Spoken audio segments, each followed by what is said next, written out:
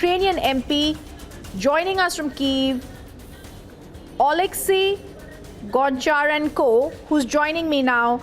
The first question I wanted to ask you as you join me from Kyiv, there's been shelling, indiscriminate shelling in various cities in Ukraine. Where you are staying, how are you, how's your family faring, and what is the real plan of action when we're realizing that your president is clearly stating NATO countries seem to have abandoned you? First question, I'm in Kiev, like from the first moment of the war.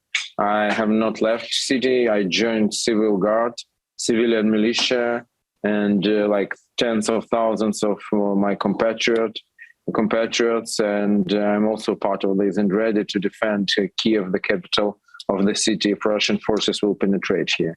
My family is not in Kiev, they are in Ukraine. What was your next question about NATO? I cannot say that we are abandoned. We are receiving weapons, we are receiving supplies, but it seems to us that it should be done more. We asked for to close our skies, so a non-flight zone over Ukraine.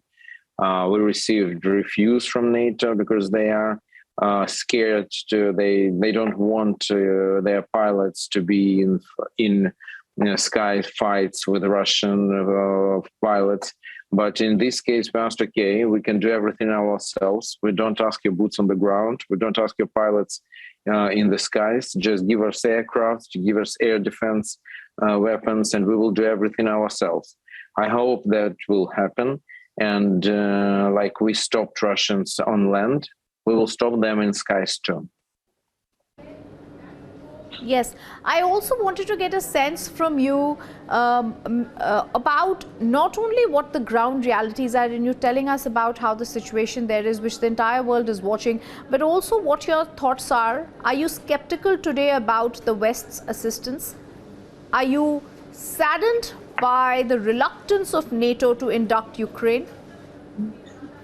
No, I cannot say that. Once again, we cannot say that we are abandoned. We receive financial help. There are strong sanctions against Russia.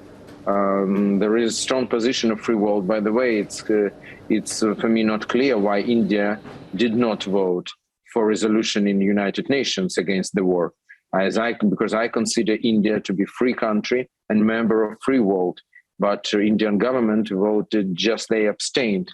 It's I don't know why, because this war is very dangerous for everybody, including India. And one Indian student, as I know, already was killed by Russian bombing in Kharkiv. And also Russia is now attacking nuclear power plants, which is dangerous for any human being on the planet, and so on. So we cannot say that we are abandoned, but we think that more can be done. And I hope more will be done by our partners and allies.